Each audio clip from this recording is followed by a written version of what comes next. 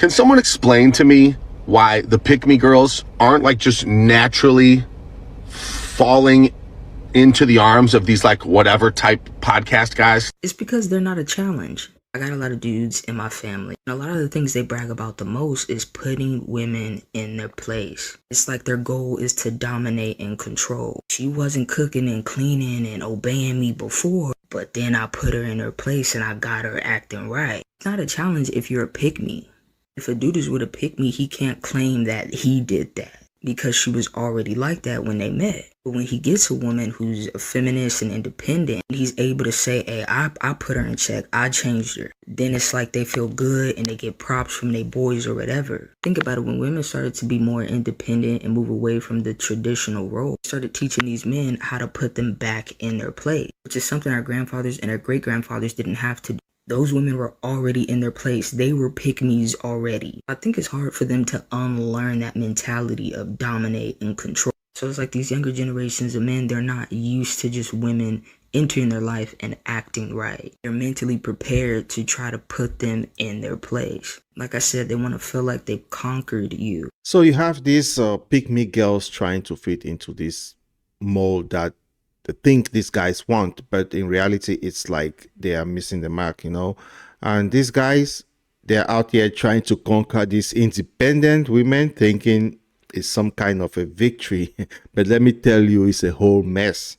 You see, these guys, they want a challenge and they want to feel like they have conquered something. But then you got these pick-me girls, they are just there, ready to agree with whatever these guys say, bending over backward to fit this mold. But here's the thing, it's not about being easy, it's about being genuine, in my personal opinion. As much as men are always out here in the comment section of a pick-me women saying, protect her at all costs, that's a queen right there. See, a lot of y'all women need to think like her. Notice these women are typically single. For all the men who act like, this is the kind of woman I'm looking for, how come they never look her way? These women should have a line of men. A harem of men, if you will, begging, pleading, hoping to be with them, but that's never the case because they only use you as an example. They want to be able to show women, look, we're not crazy. Other women think like this. Look at this woman right here. That's all they use you for. When they're looking for a mate, they're looking for somebody that has some standards, that has some values, that has good self-esteem. They don't want those women. They step over those women. Excuse me, step over those women to get to the ones who are like, I don't really think so. I don't like that. I want a man to pay all the bills. I want a man to do these things. They want to make other women change their mind and be like, look, just be like her and I'll pick you. But we don't want to be picked. We picking ourselves. Listen, the reason a guy is going to pick to marry a girl like the bitch or the selfish girl as opposed to a pick-me is because the pick-me would have already given him everything that he will get in a marriage. What is the incentive? You would not sign a contract with a company that's already doing everything for you. Why sign the contract? So the pick-me girl has already done everything. She's doing the wife duties. She's doing everything for him. She's moving countries for him. She's already his wifey. And as much as he might like her, what is the incentive to marry her? Whilst a girl who knows her worth and does what she needs to do and wants to do isn't doing that for random guys. She's building her own life. That's why every guy would rather marry her than the pick-me girl. Natural. Okay, no, but can we talk about this one, y'all? Because the answer is like math. Pick-me women and these red pill type of males cancel one another out like PEMDAS. See, these alpha males don't actually want these ready-to-go pick-me women, which is why you'll notice them praise these kind of women for their work and effort, but you never see them actually with them. These kind of males want to take a woman who is not a pick-me and ultimately turn her into their pick-me. Essentially, these kind of males want to take a butterfly and clip her wings. And pick-me women want a man who is confident and can lead and is an alpha man. And the reality is, these red pill podcasters aren't that kind of man. These red pill podcasters are led by the insecurities, not their confidence. The only place they're leading you to is a podcast mic and a table. So as much as they claim that they want each other, they don't actually want each other. You catch my drift? Why did I never realize in the age of the pick-me girl, and even I can be pick-me sometimes, we all can be, okay? Everyone has pick-me tendencies. It just happens. It's societal at this point that we completely ignored the fact that there's a whole genre of men just like this. And no, it's not necessarily the gym cells, but those can intersect. Talking about the kind of guy who gives you the whole, I only date to marry, and then you never see him again because you didn't sleep with him. You meet a guy and he's like, oh, I'm not like these other guys, I won't treat you like that. And then they do worse. They're like, tell me about your past, and you tell them about your past, and they weaponize it against you and then do you more dirty than the last one did, or take notes. They take hints out of that playbook and they steal them and weaponize them against you to make you insecure. Honorable mention to men who go to the gym just to record themselves. Don't hate me for that one, okay? Because girls do it too, but I'm just saying, y'all are also a part of that demographic. Y'all should get married. I'd come to the wedding, a pick-me girl and a pick-me guy's wedding. That would be a shit show. It'd be like, who can outdo each other more? Best example of a pick-me guy is, especially at a wedding, is the guy who put the vows in that were so viciously awful. He managed to unite an entire group of women and men over how disgusting it was because his mother was the officiator and his daughters were there. The one who belittles his girlfriend or wife publicly to look cool and masculine, that's a pick-me man. Well, you can't just mold yourself into what you think someone else wants and expect it to work out. And these pick-me girls, they're missing out on that self-respect, that self-worth. And these guys, on the other hand, they are not looking for someone who is already doing everything for them. They are looking for someone who has got their own thing going on and who is not afraid to stand up to themselves. That's my opinion. This is why pick-me's never get picked. Now, I think it's really important to define what a pick-me is, because I see this term being bandied about a lot and applied to situations which I necessarily do not think make somebody a pick-me. Now, in my opinion, what makes someone a pick-me? A pick-me is not a woman who desires companionship, a woman who desires marriage, a woman who wants to have a boyfriend, any of those things. I think that makes you a normal human being. That does not make you a pick-me. In my opinion, what makes someone a pick-me, in particular a woman in this scenario, is going about achieving that desire, so achieving companionship, getting with someone in all the wrong ways. Now, these wrong ways include exhibiting a lot of internalized misogyny. Please note, this only works with men who have unhealthy ideas about women. So this wouldn't work with a healthy man who has healthy relationships with women. So, in my opinion, what makes someone a pick-me is the way they differentiate themselves from other girls. And this is a key part of their strategy, is to show how different they are from other girls. You know, the whole, I'm not like the other girls kind of qualm. I'm very chill. I don't even like makeup. I don't even like hair extension. And it's not to say that this applies to girls who genuinely don't like that stuff, like the girls who are genuinely not interested in makeup and hair extensions, because there are girls who genuinely aren't interested in that kind of stuff.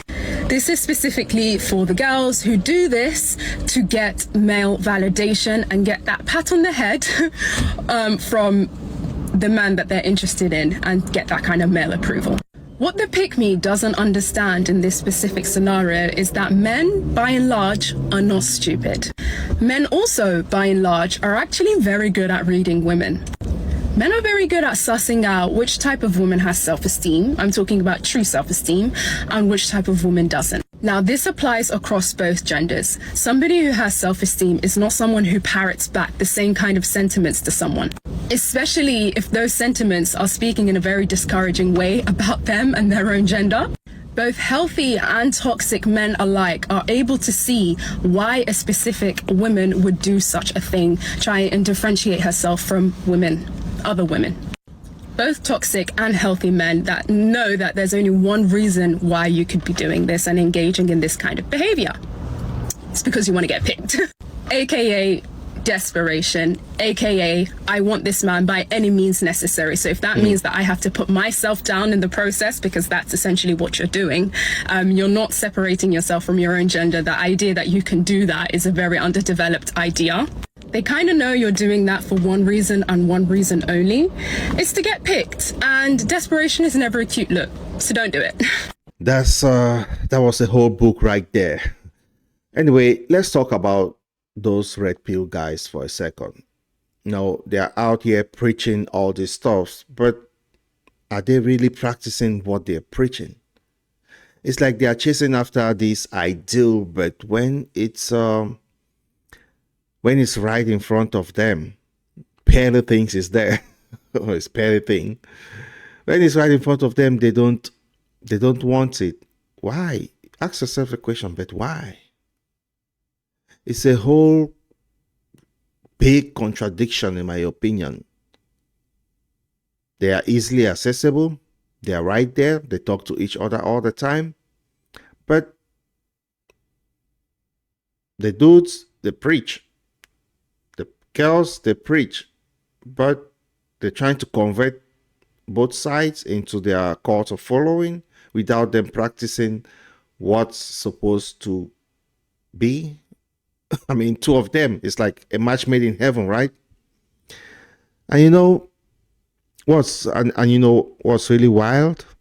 The fact that these pygmy girls are getting all this advice from people like Petty Things I just talked about. But look at her, she's single. If you didn't know, Petty Things is single too. And it's like, come on. If you're going to dish out advice, at least make sure it works for you in the first place. That's my own criticism. Giving out this advice is not the issue. There are many people out here who need help to, mitigate some circumstances, but they want to see it work in you. Like whatever I say here, I'm married for 15 years now, and I'm speaking through my own experience. Some of it may sound red pill, some of it may sound, soft. I'm just using common sense. I'm just giving you my experience, what I've been through, what the difficulties I've been through, and how I came across them, how I solved them. That's worked for me for 15 years, so I don't know why. So I'm giving you experience. I'm not just sitting behind the camera and giving you talking points without proof. So these guys, they're sitting there in their whatever podcast, or those dudes, they are not married. I don't think they've had experience having relationship with girls. Having one night stands is no relationship with girls. You don't understand women.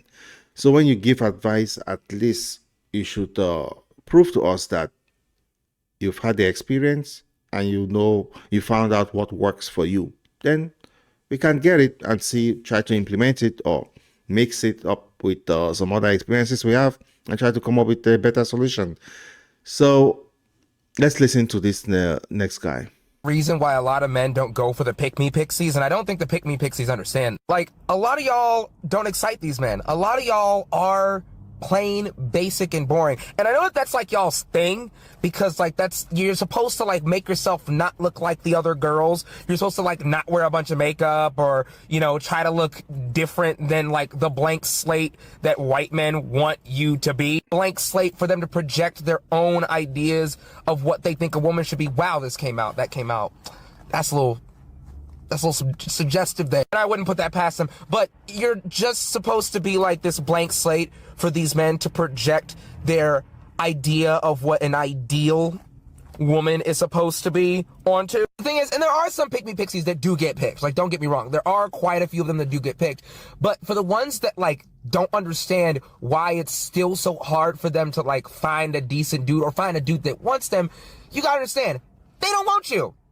They don't. These dudes don't want the trad wife. They want the goth, scene, alt, feminist trad wife. And they want this because to them it's going to look like the ultimate hallmark for their masculinity, that they tamed this wild, savage woman, that they're so great and golden of a guy that they were actually able to succeed in doing the unthinkable, subjugating and pushing the wild feminist woman into the kitchen where they think she belongs. Well, this brother has laid his own point of view out there. I'm sure many of you too have your own point of view, which I would like to know down in the comment section below. But to all the pick-me girls out there, stop trying to be something you're not just to get picked. And to all the guys listening, maybe it's time to reevaluate what you're really looking for in a partner. I think it's about authenticity. Not that following the cult of being red pill, whatever it is. Common sense, experiences at the end of the day is what count. Just be authentic, okay? And stop thinking about things too much. Stop thinking in terms of red pills too much. Stop thinking in terms of the pearly things kind of way of reasoning, At the end of the day, she's not married. Those whatever podcast guys. Well, whatever. It's not that I'm going after whatever podcast. There are many of them preaching red pill. Like I say, sometimes I'll say some red pill stuff, but that's through my experience that has worked for me. Sometimes I may be the other way. I'm just using common sense and experience, as my guide to tell you what to do. So be pragmatic out there. There is no hard rule that fits all. Let me know your thoughts in the comment section below. Talk to you in a bit. Cheers.